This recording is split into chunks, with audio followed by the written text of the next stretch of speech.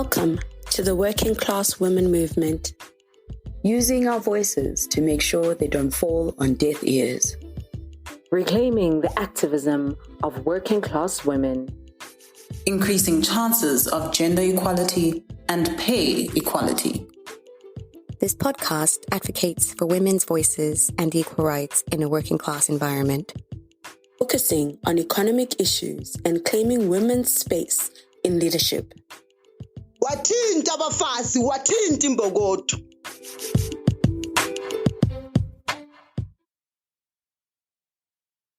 The 8th of March was International Women's Day.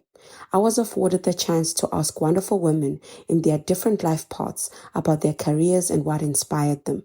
I hope not only will you enjoy the episode, but be inspired. This is the Working Class Women's Movement, where we get to hear the voices of others. Before we jump into the episode, let me thank the ladies for sharing parts of themselves, and I hope many will take a lot from this episode and be inspired. It takes one woman at a time to change the world. The future is female. Hi, my name is Nomatamsangla Delisile Sitole, better known as Otami, and I'm going to share my career path with you. So what is it that I do? I'm a wellness practitioner and I consult for corporate and mining companies to bring them wellness solutions to their companies. I work under the Employee Wellness Division, where we promote employee wellness in the companies that we consult for, to ensure that their employees are taken care of within, their psychosocial needs, emotionally, financially, legally, and also health-wise. So we do this as a company because we believe that employees cannot perform at their optimal level if their wellness is not taken care of. And obviously this would have a negative impact on the organization. So when they are taken care of emotionally, psychosocially, and so forth, they thrive within the organizations. And it's a win-win for the organization as well as for the employees personally. So as a company, we basically run these wellness programs for the organizations to cater to all these wellness pillars and, to make the job easy for them. They can focus on whatever it is that they are running as an organization. We come and we do this and we make the job easier for them. So what is it that I studied? I studied social work as my undergrad, and for my postgrad, I did my honors in behavioral sciences and also an advanced diploma in management. And why did I choose a career path that I'm in? So growing up, I always knew that I wanted to help people. I just wasn't too sure on what level that would be. But I remember my mother saying that from a young age, I always would mention that I wanted to be a social worker. So funny enough, after matric, I enrolled for communication sciences. But after a year, I knew that's not where I wanted to be. And I changed and I enrolled for social work. So whilst I was studying, I got a job in admin, and my manager at the time was leaving the country with his wife or with his family. And his wife was working for some other company. And he said to me that, please apply for that position. I think the wife was a PA at that time. Apply for that position. It pays better. I think you'll do well in that organization. You'll be a good fit for it. And that's what I did. I applied for that company. I won't lie, I wasn't even sure what that company did or whatever. It was just the salary that made sense at the time. And I told myself, look, I'm still busy with my studies and that's what matters. Wherever I work doesn't really matter. So lo and behold, I get there and I find out that the company is a wellness company that actually employs social workers and psychologists. So it was actually such a win for me because during my studies, I managed to, get the input of social workers and psychologists, and they really played a role in my studies. And when I completed my studies, I was working in the company. So while I was a PA, I guess my older colleagues kind of took a liking to me. Because they'd always include me in their work. They take me along to their client meetings. They take me along to their presentations, to their wellness days. And sometimes it would just be like, what are you busy with? And I'd be like, oh, no, I'm not too busy. Like, come with me. Or, tomorrow I'm going to such a place. You must come with me. Little did I know that this is where I'd be learning the work of being a consultant, because they were consultants at that time. And after some time, when I got used to what it is they were doing, there would be times where they would ask me to stand in for them, like in the cases where they were double booked or they were away, or, there was just no way for them to get to what it is that they needed to do. And I would gladly, gladly, take on that, because I just thought, I'm exposing myself to different things. And little did I know that I was actually learning the work of being a consultant. And by the time I completed my degree, I had become an assistant consultant. So I guess with this exposure and with them taking me everywhere, it was a way for me to learn. And I guess they saw that I took a liking to it and I was doing, pretty well in it. I became an assistant consultant. So when I completed my degree, I was already an assistant. And then, I think maybe 2 years or so later, there was an opening, 3 years actually, there was an opening for a consultant and I applied for the job. And because I had already shadowed them, I had already had the experience from, all the times I would go with them and I was the assistant, it was easy for me then to get into the consultancy work. So I always believe that my work found me, like somehow the universe orchestrated how and where I was, to be where I am today. And I'm so grateful for that because I am living my dream of making a difference, not only in the lives of individuals, but in the lives or in the organizations. So what are the joys of being a working woman? Sure. I think firstly, it's the freedom to decide your pathway. And I'm saying this decide in quotes, your pathway in quotes, because if we have to be honest and look at past, happenings or things that we saw growing up, our moms, our aunts, our grandmothers didn't really stay in relationships because they loved being there. It's just they couldn't afford to leave the relationships because they were dependent on the income of their partners, on their spouses, and as a means of survival. So now, being a working woman gives you the choice to choose the space you want to be in. And it's not done because you're forced to be in that situation. And I think another one that I can think of is that you're able to learn and broaden your knowledge. I mean, this is so empowering, you go out into spaces and you feel empowered, you bring something to the world, you bring something to the community, you bring something to the organization, and this pushes you to want more for yourself. It pushes you to do better for yourself, because you have to enhance yourself, you always have to enhance yourself to make sure that you are where you need to be at that time. And of course, it's always so exciting to see your hard work pay off, all the work that you put into your career path, all the work that you put into your daily doings. It really boosts your confidence, when you look back and you're like, did I do that? Did I make that difference? Or look at where I've come from. It's really so beautiful to see. And I mean, let's talk about the financial freedom as well. You get the financial freedom to pave your own idea of what your life should look like without waiting for someone else to do it. I mean, yeah, it's nice to have someone do this and that for you, but it's nice to be able to say, I'm paying for my holiday. It's nice to be able to say, I'm purchasing my own home. I'm purchasing my own vehicle. I dress the way I want to and I can afford it. All those perks are always beautiful as a working woman. And I think one thing that we never really think about, I mean, yeah, it does come across, to your thoughts at some points, but you pave a way for those who look up to you, because I'm sure there's a little girl there that, is looking at you and probably knows you, and they marvel at seeing where you are, to say, oh, if was this time we could do it, then I mean there's a possibility, there's a chance for me as a Black young girl to also do this. So I think that's one of the best things, the best joys of being a working woman. And obviously joys don't come with pains. So some of the pains that I can think of being a working woman is that it's very difficult to juggle it all. You know, as much as we are Miss Independence, there's still a certain level of expectation for us to be domesticated, in quotes, and to cater to the needs of our family. You'll find that you work 8 to 5, and some people it ranges. I mean, I've got days where I have to be on site at 6 in the morning, meaning I woke up at 4, and my day ends maybe at 5, 6. By the time I come back home, I am exhausted.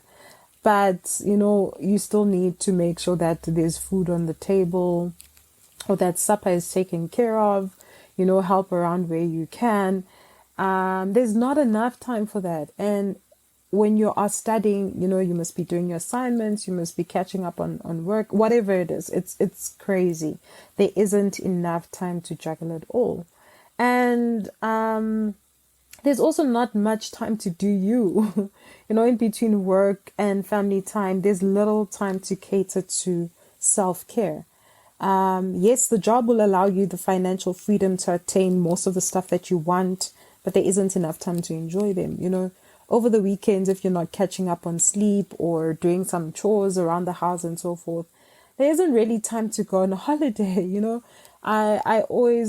it's always a hassle when I have to go on leave, for example, because I know the amount of work that will pile up to the point where I actually put off my leave as much as I can, because I'm so anxious of the amount of work that, you know, will be there when I come back. So sure, time is a huge factor in all of this. And another component that I can think of is not being paid the same as our white counterparts, or even the males in the same position. It's something that's been going on for years. It's probably something that will continue to go on, but it doesn't feel good, because you do the same amount of work, if not more, but you aren't compensated in the same way. So yeah, it is a bit of a touch of a sore point rather. And I think as a black woman also, not being taken serious or as serious as you should be taken, because you're black and you're a woman.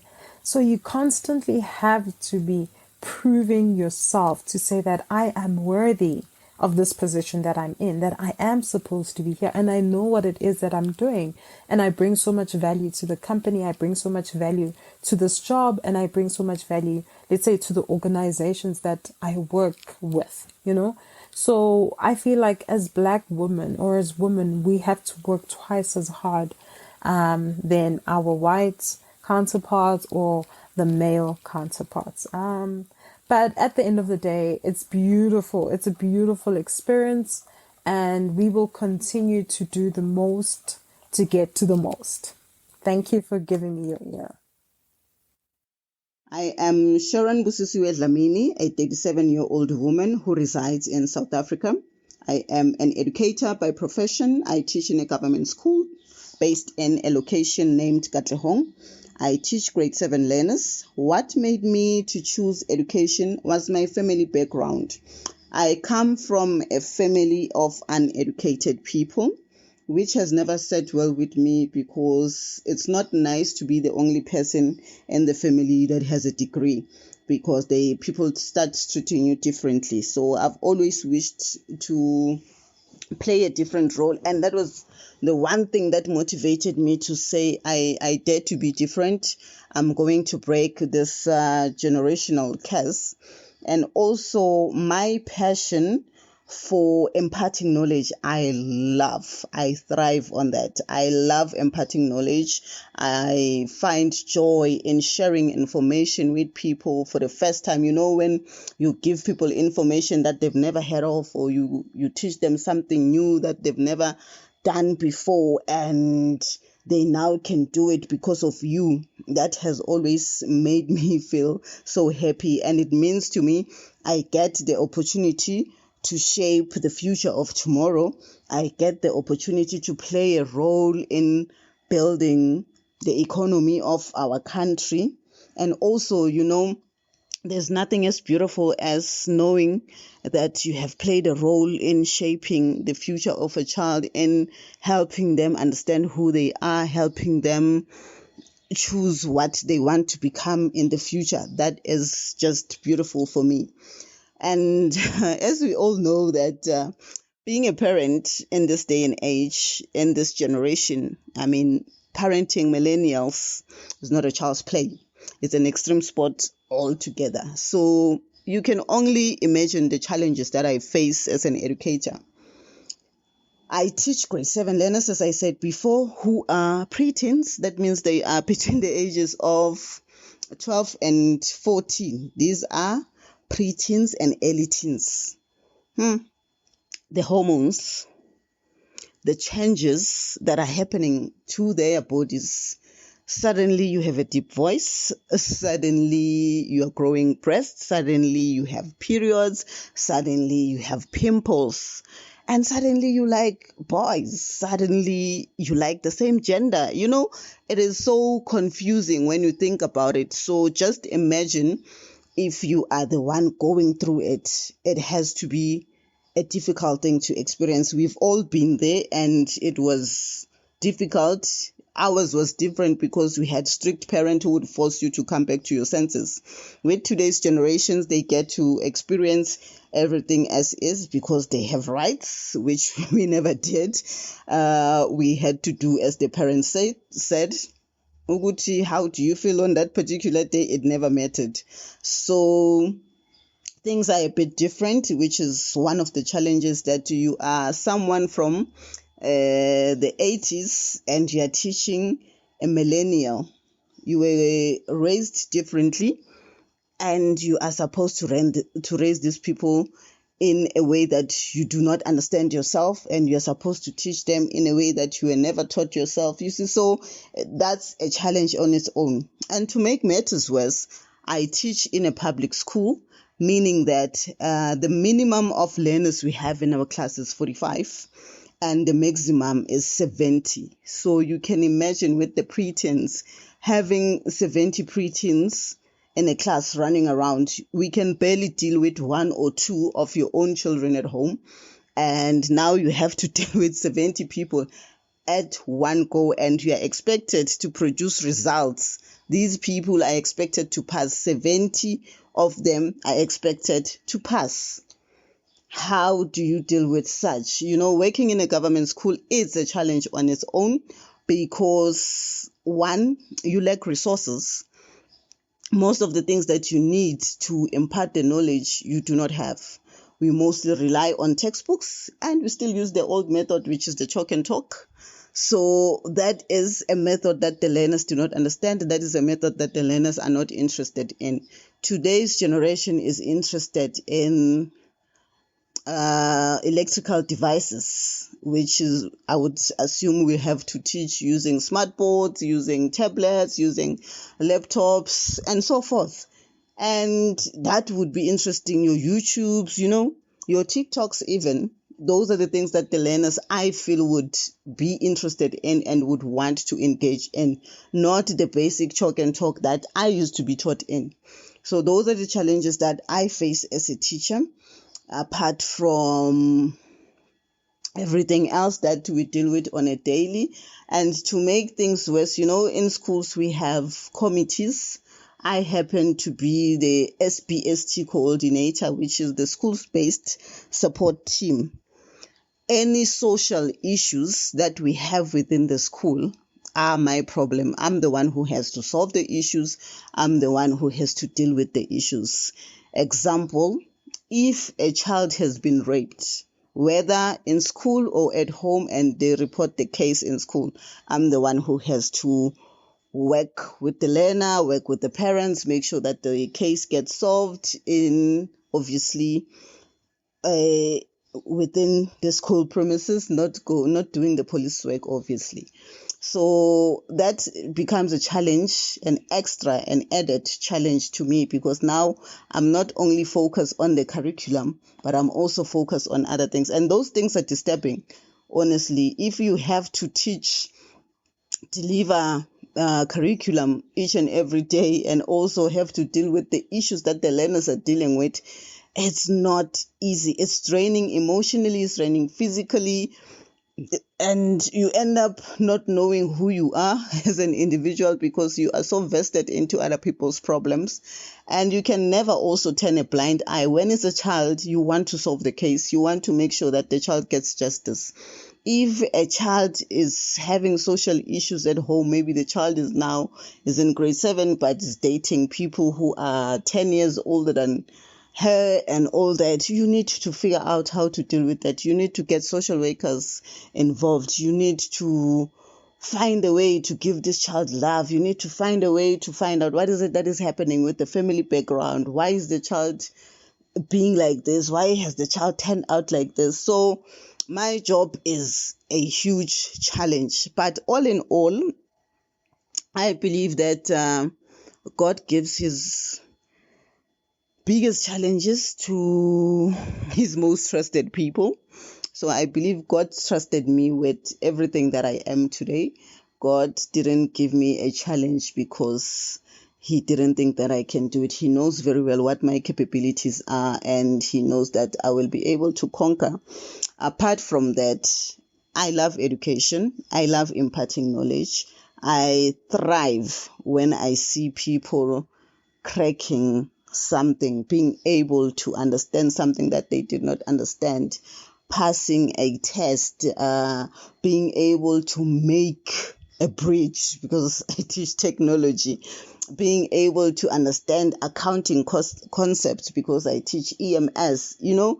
I get to become excited when a learner is now suddenly have the confidence to recite a poem which they never were able to do before because I'm a language teacher. So those are the things that get me excited. Those are the things that make me wake up each and every day and say, I will do this no matter what. No matter what the challenge is, no matter what the world throws at me, I will go and I will deliver my lessons to those children, and I will put a smile on my face because at the end of the day, I am an educator. And growing also within the education sector is something that I would like to do. I would not want to go to other sectors in the career field.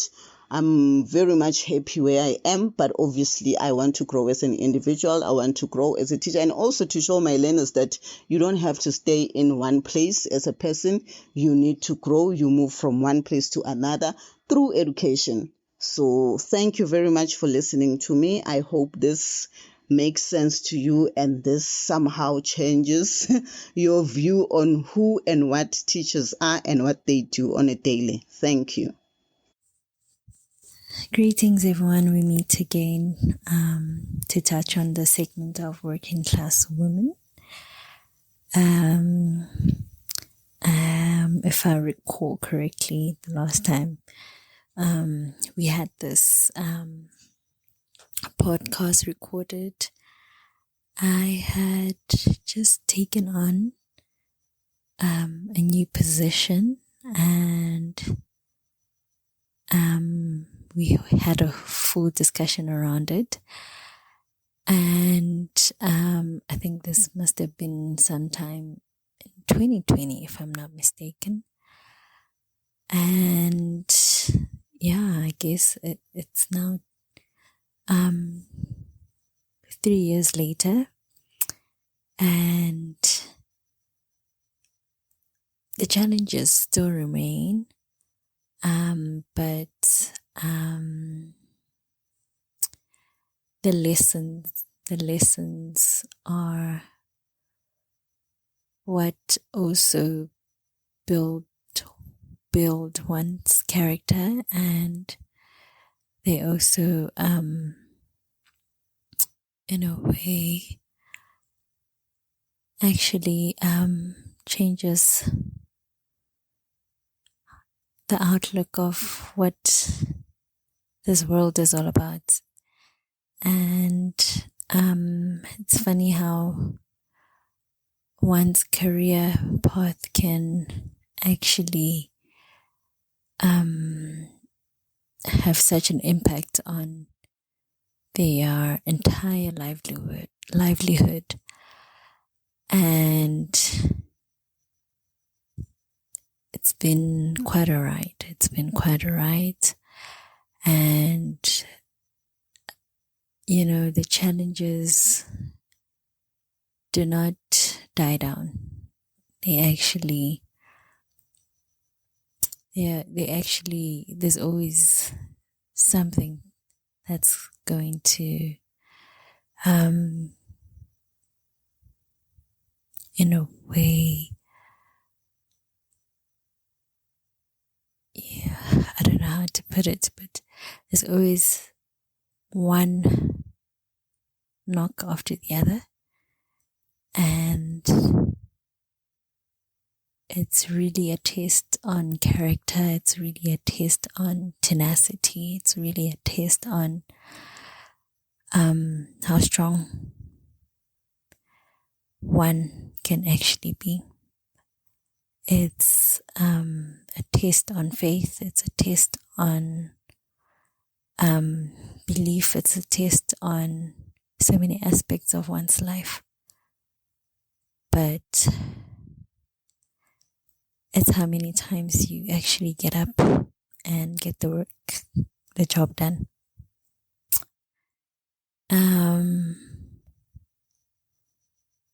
It's crazy what this journey has taken me through. And it's constantly taking me through. It's not easy at all. I'm going to sugarcoat it. It's not easy. But, you know, the thing about having a dream and having a vision about your life, you will fight and fight and fight. But there comes a point where, you know, where you question is it really worth it? And there comes a point where, you know, you might have to rechannel that fighting energy into something else. But the fact that, you know, it reveals that side of you, the fighting side of you, that you never back down. I think it's those characters that come out with such testing times that actually reveal to you that you're capable and you are steadfast, irrespective of the challenges that you face. You wake up and you show up and you actually complete the task. It's been very, very, very, very challenging, and it's still challenging because you know, fighting for a career and fighting to be a present parent and trying to also build you know, relationships outside of those two facets is insane. And now that my child is in school, in primary school, and not always being there to assist with homework, kills me. Kills me that I'm not able to stretch myself so much. I'm not able to always be present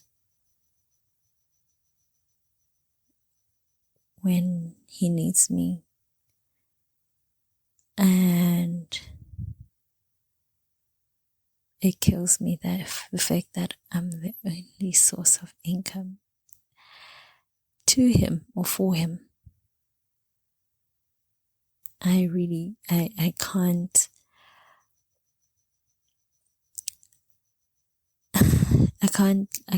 you know, I don't have that option of saying, okay, I'm gonna have to, you know,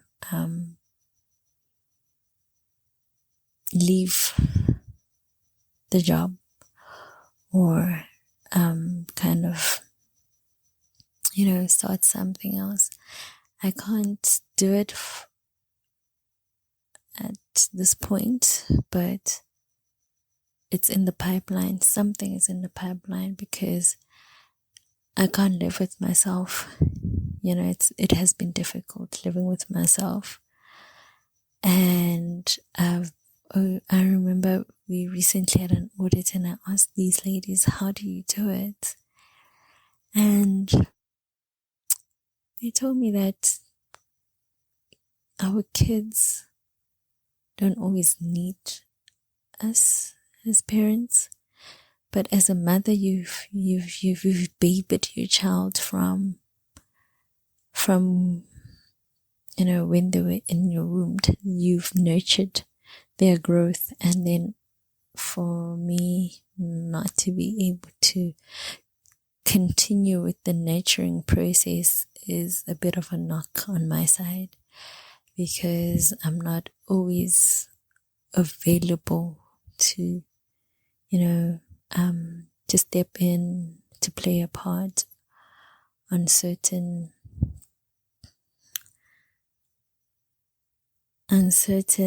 activities that involve my child. And that's where I am right now. Where I'm battling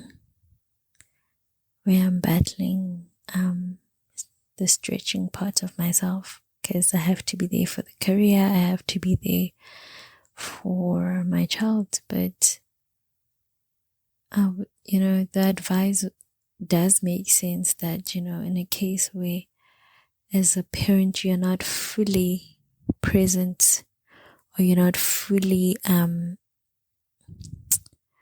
you're not a full-time parent where you are actively running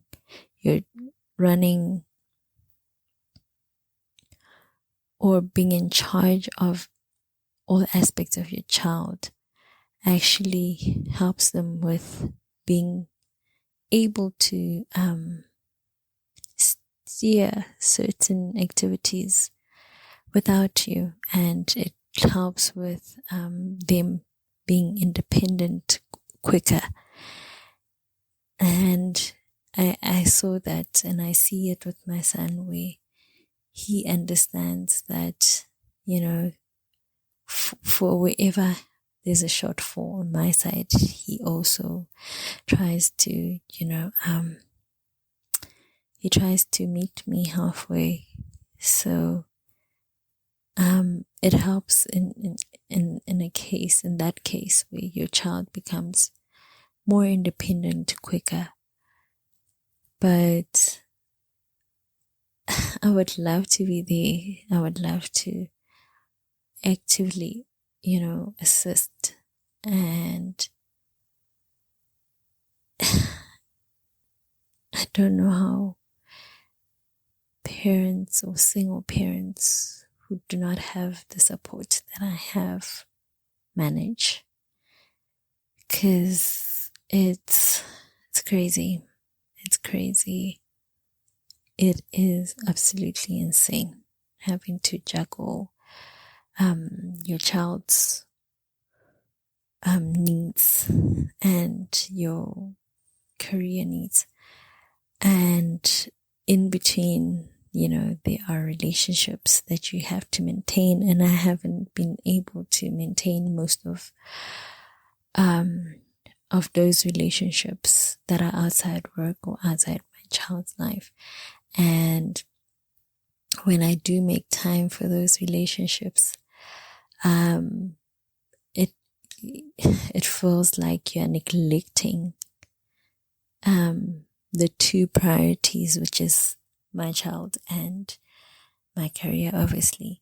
So it's just, I don't know if it's driving me crazy, because it feels like there really is no balance. There really is no balance. Nothing is making sense. And I'm struggling with that. That is the biggest challenge. I cannot maintain any other relationship outside of my work or my child. And when I do, make time for other things, you are made to feel guilty. And obviously my support structure, they do most of the work when it comes to my child, in terms of helping with homeworks. I would do my bit where I would, prepare lunchbox for my son, make sure his uniform is all cleaned up, all ironed, and I do most of the physical work, but they would help with the homeworks, and just ensuring after school he's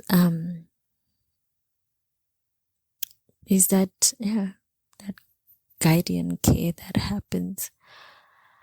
But I'm still the mother at the end of the day, and I have to be emotionally, physically, and financially provide.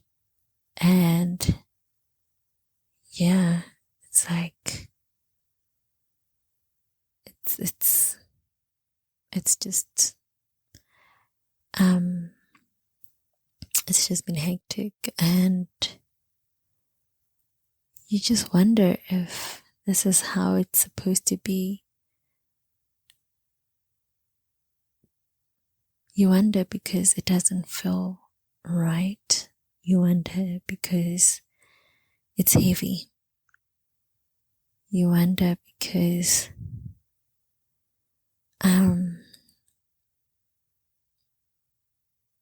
it's not completely pleasurable. It is completely pleasurable when you achieve those milestones at work, and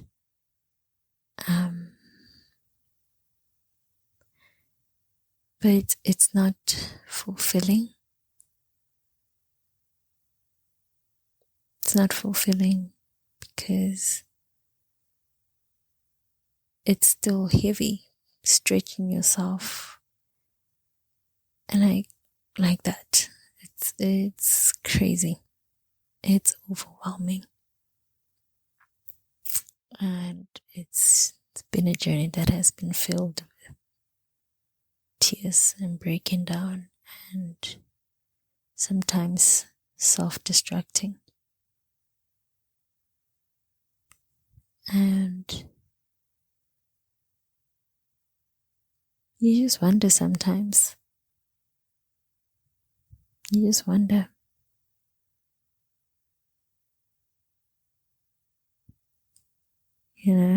And unfortunately, giving up is not always an option, because you just never know what lies on the other side. So giving up is not really an option, but the challenges of having to stretch yourself so much as an individual is insane. And the journey has been crazy in that sense, where you are constantly overwhelmed with either the demands from your personal life, overwhelmed from the demands from your career life. It's overwhelming, and it just doesn't make sense. At this point, that's where I am, where it's like I'm overwhelmed. It doesn't make sense. And you start thinking of alternatives. You start thinking about plan B, having plan B in motion. And you just never know, maybe that's why sometimes we're placed in uncomfortable positions, so that we do not relax and, get comfortable. maybe there's a bigger reason why I'm going through these challenging times. Maybe it's for me, for the cause of, actually executing plan B. And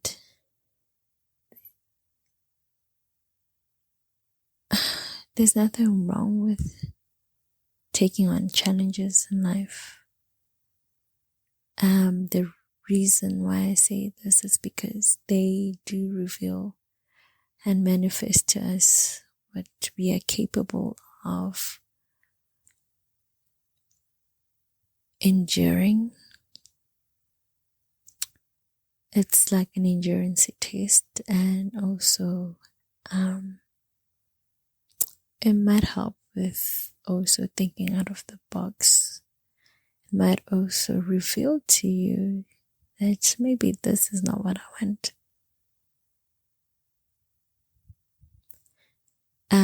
That's the thing about not taking on challenges. You will never know if this is really what you want or not. And how else do you execute plan B if you do not expose yourself to challenges? How else do you not take a bolder move? If you can endure certain things, I feel you can make it through anything. And I'm glad that I took on the challenge, and I'm glad that it revealed to me that I'm more than capable. And I'm glad that it revealed to me that even though I encountered such tumultuous challenges, I still didn't drown. Above all else, it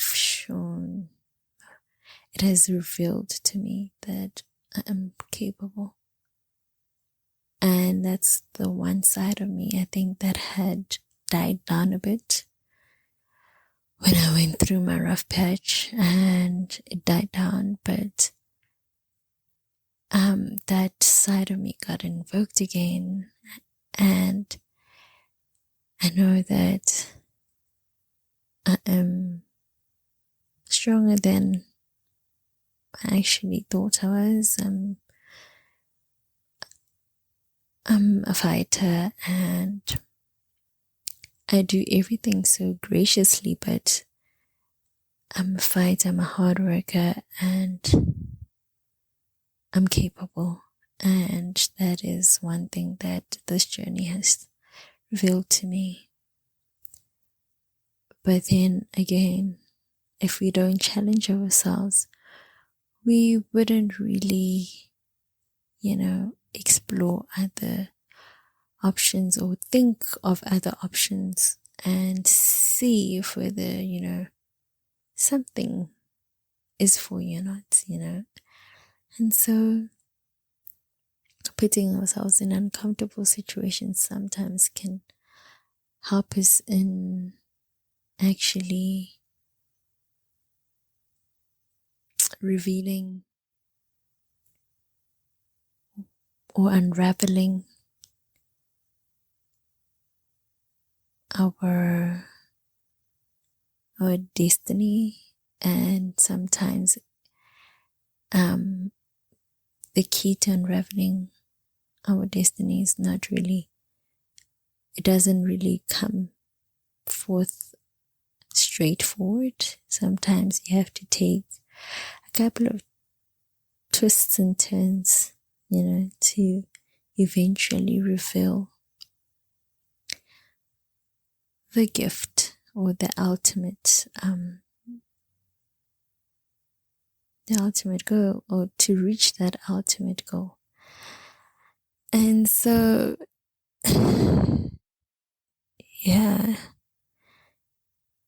building a career is not easy. at all, because you would have to stretch. It takes away so much from you. It takes away so much. Your career will eat you away. Your time away from your loved ones, it will eat away time from the relationships that you are proudly in. It will eat away so much of your time. That is the one thing that a career does. It takes time away from you. You don't even have time for yourself. Sometimes you can't even make time for yourself. And you have to remind yourself to make time for yourself. And unfortunately,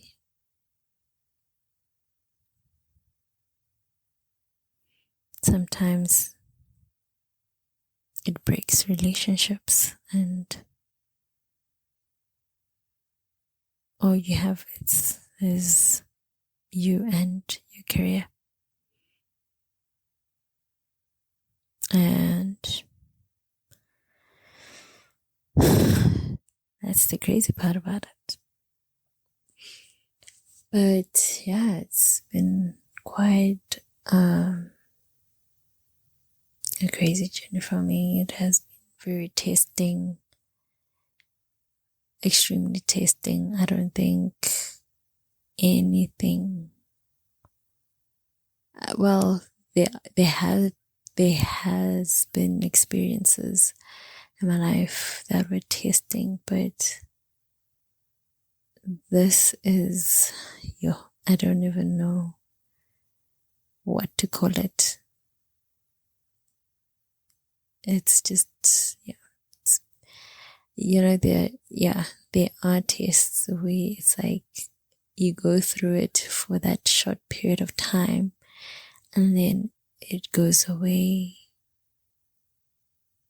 And with your career, you just wonder if it does go away or I don't know, because I don't know if it goes away or you just learn to work around it. I do not know, because I'm at a stage where I haven't figured it out. It's still something that I'm trying to work around, and for me right now, it seems like I'm not even getting to that point where there is a solution or there is a way to work around it. Yeah, that's where I am. On the topic of working class women's movement, that's where I am. This is the experience I have garnished it throughout the beginning of my career and then being a working mom, and it's insane. Being a working mom is insane because of the sacrifices. As women, we have to sacrifice relationships. We have to sacrifice being present in our children's lives, which is the most difficult thing, because we are naturalists. We want to be there for our kids all the way. So it's been quite a crazy journey. It's been very testing, and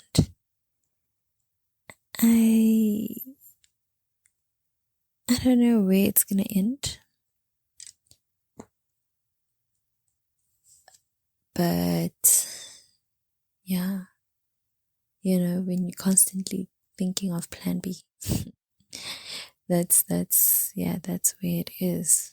That's where it is. Where it's like, definitely I have to execute plan B. Something else has to make sense, because at this point it's not making sense. That's my 2 cents on the working class woman's segment. Thank you. Thank you very much for inviting me to speak. I hope this is interesting enough for your audience, for the people who listen to your show.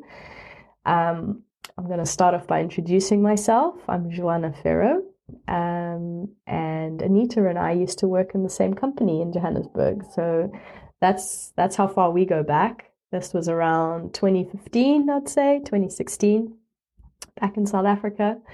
A lot has changed since then.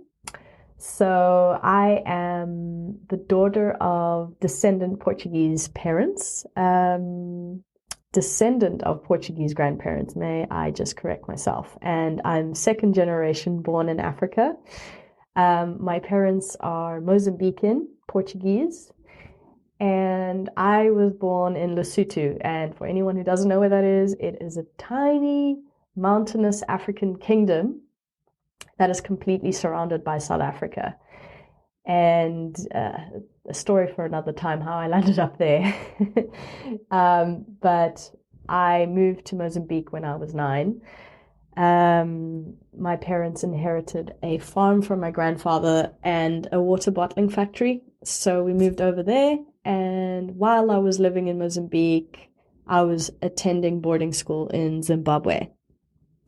I left Mozambique, Zimbabwe when I was about 18, as everyone does. There's a mass exodus of newly high school graduated kids going down to South Africa for their tertiary education. It's just common practice in those places. Tertiary education, very good in South Africa. So I went on to study architecture, but I wouldn't call myself an architect today. So I have meandered a little bit in my career to the point where I am now officially titled a landscape architect. And so there wasn't a very straightforward direction towards getting to landscape architecture. I did find that I was practicing as a landscape architect, or I was pursuing the same principles and the same philosophies within architecture, but I wasn't exposed to landscape architecture in South Africa or in the continent, really. So there wasn't, I think it's a very new career in the continent. Anyway, I will get to that a little bit later. But yes, so I graduated with a master's in architecture. I started my undergrad in Cape Town, and then my master's I finished at the University of Johannesburg in 2015. But it was a 7-year academic career that was very hellish, bruised me beyond sense. I think it's just architecture and it needs to change. That culture of punishment, and they just strip you of your confidence. I don't understand the idea of that, and I don't know why it happens, but it seems to be chronic at architectural universities around the world. So not much you can do. It was 7 years ago, so things are probably changing. I don't know. Your young viewers can, listeners, should I say, because this is audio, would probably say otherwise. But yeah, maybe they can comment on that. It would be nice to know where we are in the academic culture at the moment. Anyway, so after I graduated, I couldn't quite bring myself to move into architecture. And it was just an unsurmountable effort, and just to fathom that I could work as an architect after what I had endured. It felt like boot camp. So luckily enough, I was headhunted by the director of Arup, which is it's the company I'm working for currently, and it's a global design and engineering multidisciplinary firm. They were actually involved in the Sydney Opera House. So that gives you a little bit of context. So I was headhunted by the urban design director in the Johannesburg office. I got the job and joined the team as an urban designer for 3 years. But during those 3 years, the South African economy was really struggling. There was a massive downturn. People were losing jobs. The climate was very uncertain and a little bit scary that, you'd go away on holiday for 2 weeks and come back and the whole office has been like reshaped and reorganized and, people were just vanishing. And I thought, this is a bit of a sinking ship. And if I keep sitting here, I'm going to be next. So I started applying aggressively all over the world. I would have taken any job. I would have become a bartender in a beach in Thailand. Like, I was just ready to just take the first opportunity and just run with it and figure it out as I went. But luckily enough, I applied internally in Arup and found a job titled landscape architecture. And to be honest, I had no idea what a landscape architect did. I honestly thought it was a glorified gardener. And I thought, what on earth are we doing hiring gardeners within this company that mainly focuses on, massive scale massive scale projects. Anyway, I just applied on a whim and I got a call back that they wanted the first interview. And I felt like such an imposter. I was like, do they know that I don't have these skills? I barely even know what I'm applying for. But I went through the motions, got the job at the end. And I was a little bit terrified as to what I was heading towards. So I packed my bags and moved to London 5 years ago to join the landscape studio here at the Arup headquarters. We're now a team of 90, I believe, and I joined when we were about 50 or 60. So it's been really good, healthy, steady growth. And I found that landscape architecture was nothing that I imagined. It was exactly where I needed to be, because I may have studied as an architect, and the main focus of an architect is to address like human needs and human happiness. And I had a bit of an existential crisis when I was in third year because of my upbringing on a farm and in a very rural village in Mozambique. I was so exposed to nature, and it was just all around me, and I had such an appreciation for it. But then I moved to South Africa and I was in a big city, very distracted, very noisy, a lot of pressures that I hadn't ever felt. My life was so slow. Sometimes I even felt like I'd look out a window and I was looking at a painting because 10 years would go by and, the landscape wouldn't change. So there was a lot of changes and pressures that I was feeling while studying architecture.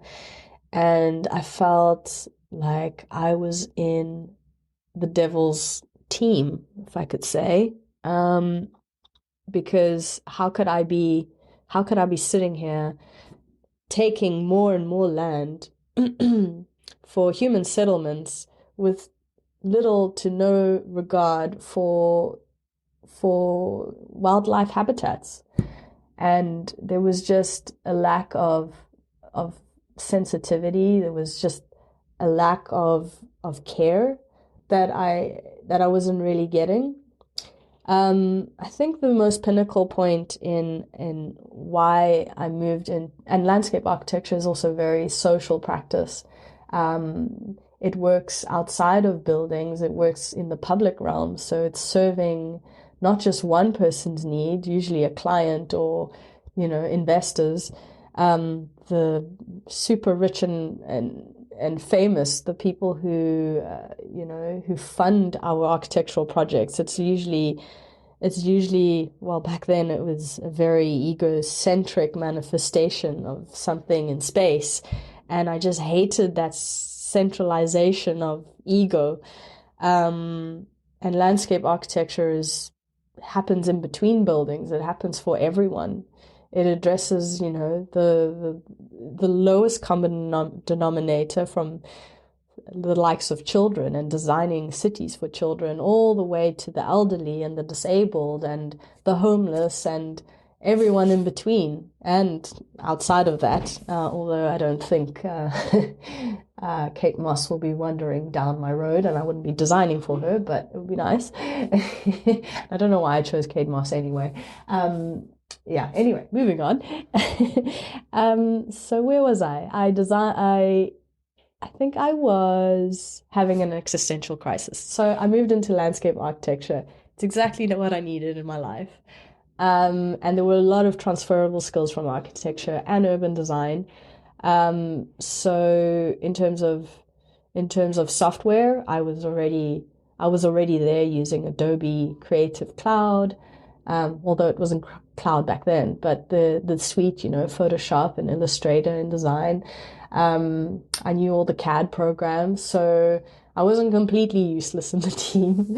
And my urban design experience also helped massively, because I was used to working in a master planning scale, and a lot of times here, especially in London, the scale of the projects is, across cities in many ways, sometimes even across geographical regions, how to connect like massive wildlife habitats together and then program that with sensitive human activities. So it was exactly what I needed before I even knew what it was. I feel saddened that I couldn't, but maybe I'll go back to Africa, because now I've got these wonderful skills and this experience, and I really think there's a lot of benefit to using nature-based solutions and this kind of approach on the African continent. So we'll see what happens. So aside from being a landscape architect now, I prefer to call myself a built environment practitioner because of this sort of dotted, varied background that I have. But I'm also a mom. And I'm a wife. I'm a mom of a 14-month-old baby.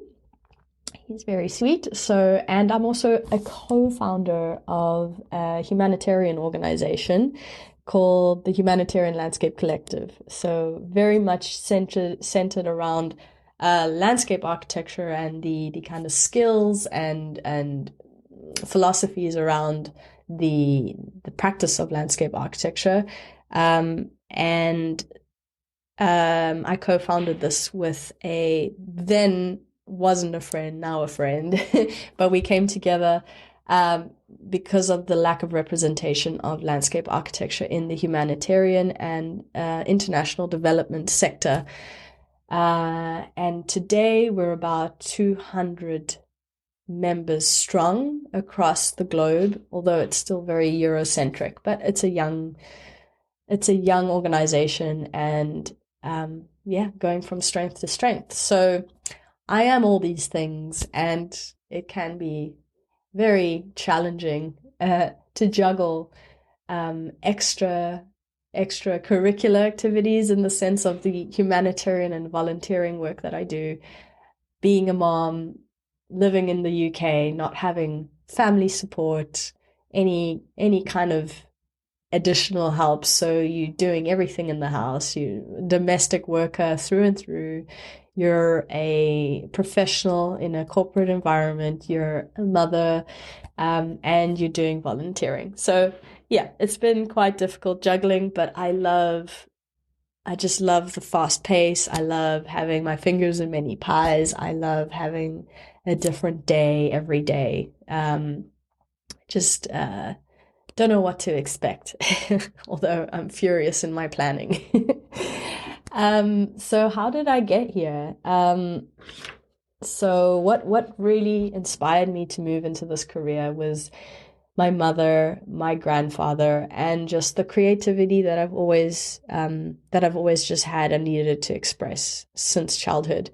So as a baby, before I could even walk, I was dancing, and I am really passionate about dancing, and just moving my body. And so any kind of expression, artistic expression, I am so there.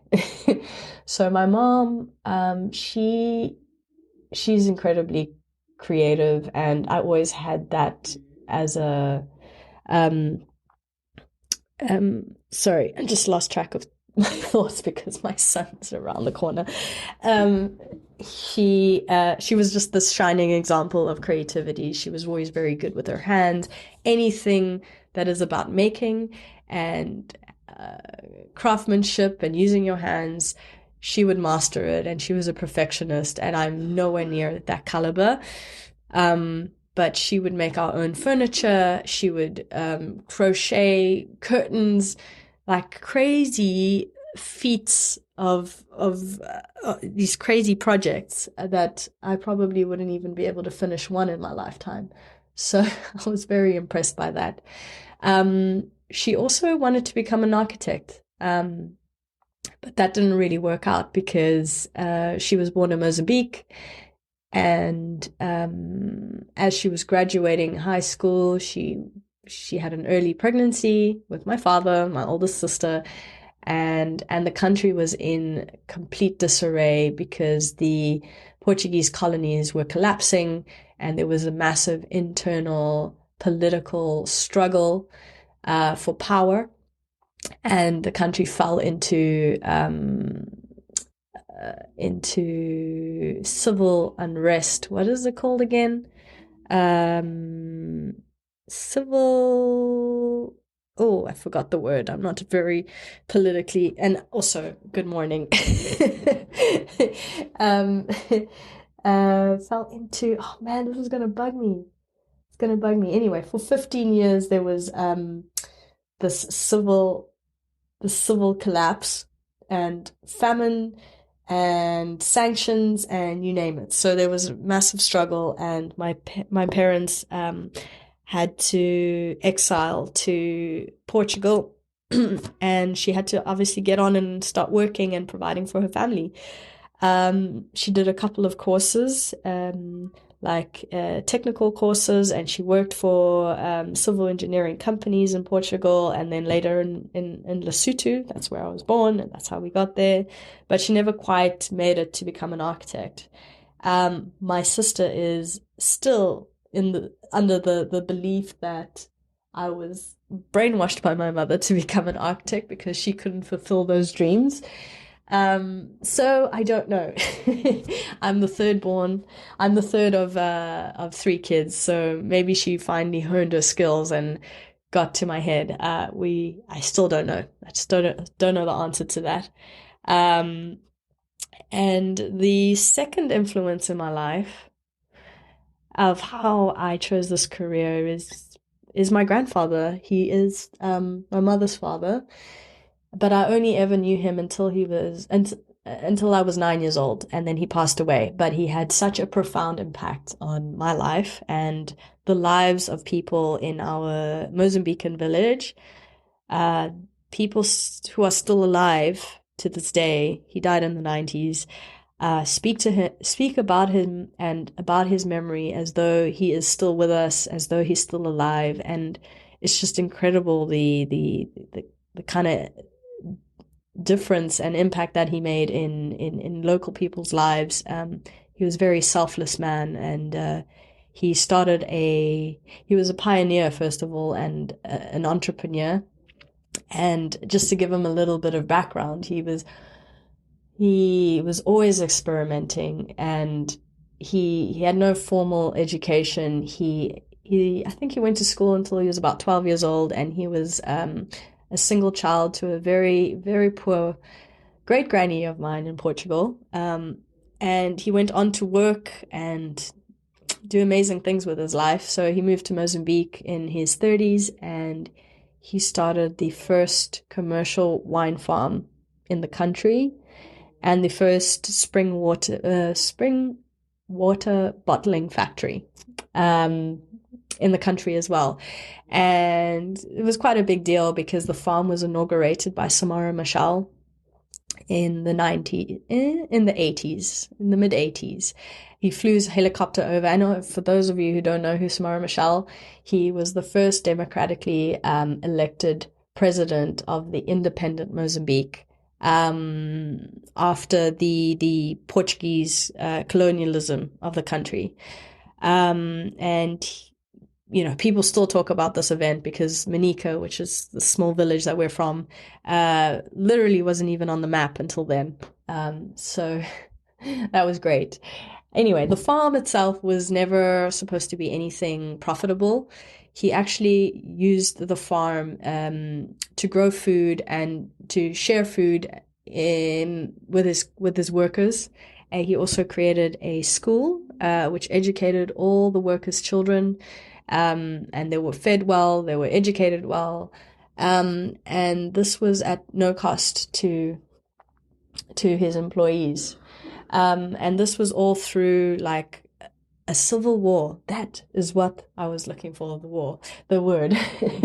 So there was a civil war for 15 years, and the farm was a kind of sustenance to the local community, and a place of gathering, a place of sharing, and a place to get through the very darkest times in people's lives, because there was shelling happening all around the village. Even to this day, you can see the signs, the lived signs on people from the mines that were detonated. People lost their limbs and horrific injuries, and there's still, you know, signs of that when you walk around in our village. So my grandfather was very instrumental in who I wanted to be in my life. A selfless person who was curious, who was experimental, who worked with people, who wasn't greater than anyone, who took people by his side and, you know, designed a common goal, a vision for everyone to collectively benefit. And I had never really experienced that kind of selflessness at that age. So it was just really profound, and I try to keep his spirit alive in me every day. And so those were why I chose this career. I really wanted to work with people. I really wanted to make a big impact. I needed to be creative. I needed to work with nature, all the things I kind of spoke about. So I think within everything that I've spoken about so far, I think you can pick up on some of the joys of what I do. The pains, however, are still being a bit removed from what's happening on the ground. I do find that 80%, maybe 90% of my day is sitting behind a computer screen, and it's really unfortunate because as growing up on a farm and being really active and outdoorsy and getting dirty and just really being, you know, so present in everything that I was doing and experiencing, to being behind a screen and so disconnected and removed from like the people you're working with, the people that you're serving. So that is a big barrier that I never imagined. In 10, 20 years from, you know, being a teenager, that I would imagine this life for myself. But I do a lot of charity related activities in 2019 to just to quench my thirst for adventure, for experiences, for human connection. I fundraised for an organization called Red R, who are quite strongly linked to the Humanitarian Landscape Collective, in the sense that we work in disaster zones. And I fundraised for them and did a 10-day cycle in Rajasthan, India.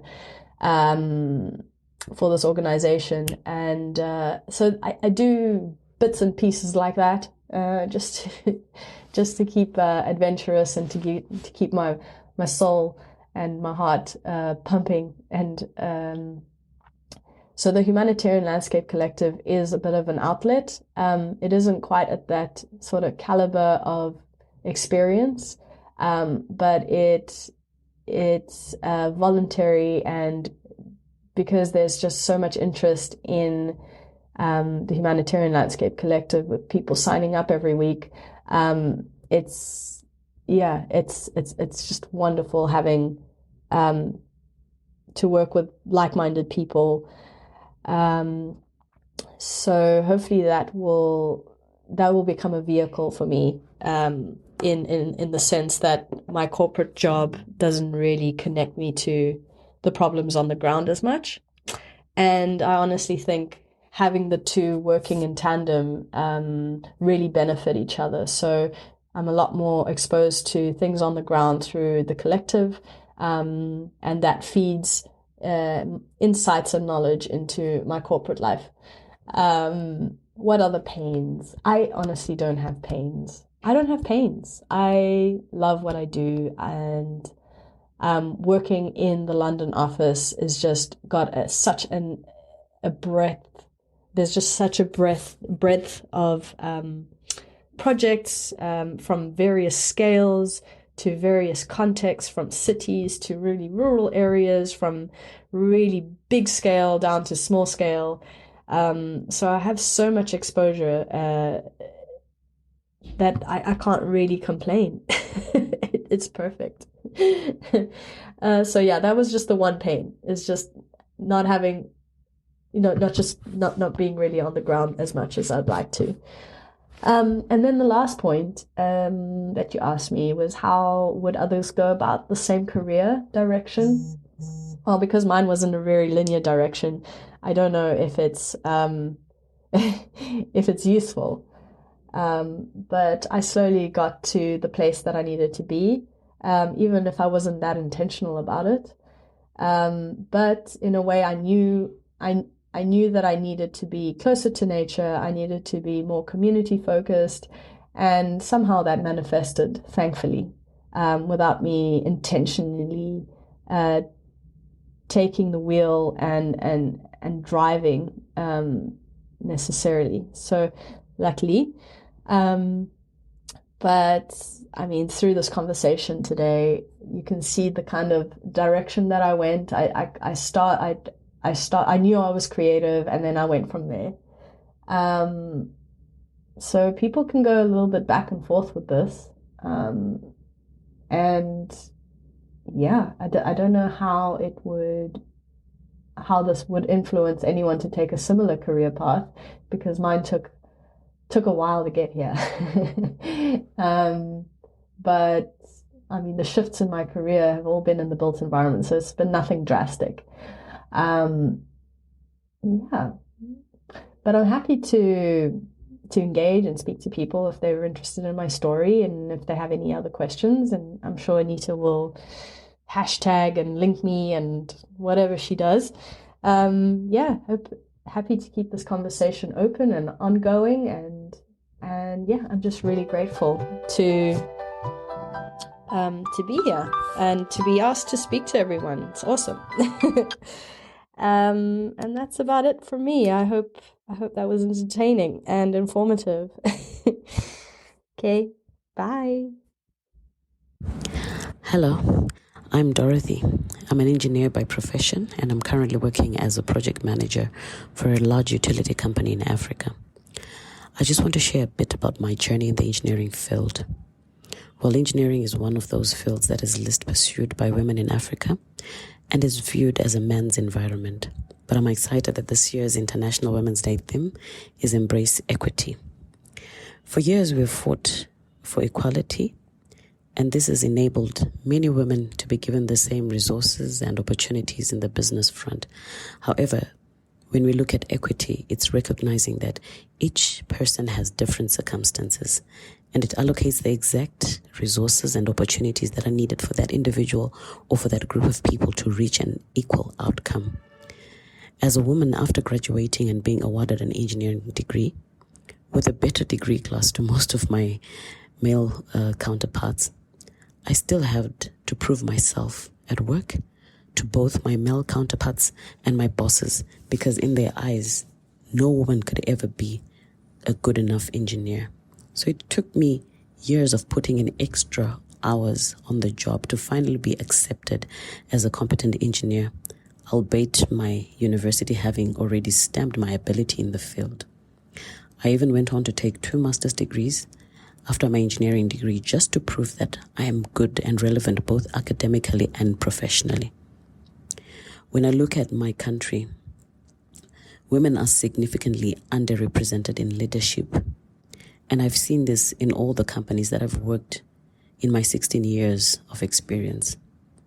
Besides managing the career front as a woman in a patriarchal society, you're expected to perform excellently in the home front by cooking and doing other house chores, seeing to the welfare of the children and your husband, as well as playing your role as a responsible daughter or daughter-in-law. So this heavy burden has seen most women shunning leadership positions as they are not able to balance the pressures that come with it. However, in some circumstances where women who are brave enough to take the bull by its horns are not on an equal footing with men who only have their careers to worry about. So these women usually overwork themselves to strike a balance between work and home, and they often do not get rewarded by the promotions that they're looking forward to. They may pass in an interview for a promotion because they are competent for the job. However, they may not get the job as they will be judged by male bosses who will say, because she has young kids to look after at home, so how will she manage the requirement of traveling to project sites and working long hours? So despite having the same qualifications and competences with males in the engineering field, women have different circumstances which emanate from our societal expectations. Hence, being given equal resources is not enough. And so we are lobbying for equity so that we reach equal outcomes with men under our different circumstances. I just want to say Happy International Women's Day to all of you beautiful and hardworking women throughout the world. #Embrace Equity. The Unspoken Truth is the catalyst for important and thought-provoking conversations that need to be had. The network tackles social ills, spiritual healing, soul-searching, and mental health awareness. To subscribe, click on the show link to follow our podcast and be part of the Unspoken Truth family. Find us on all social media platforms.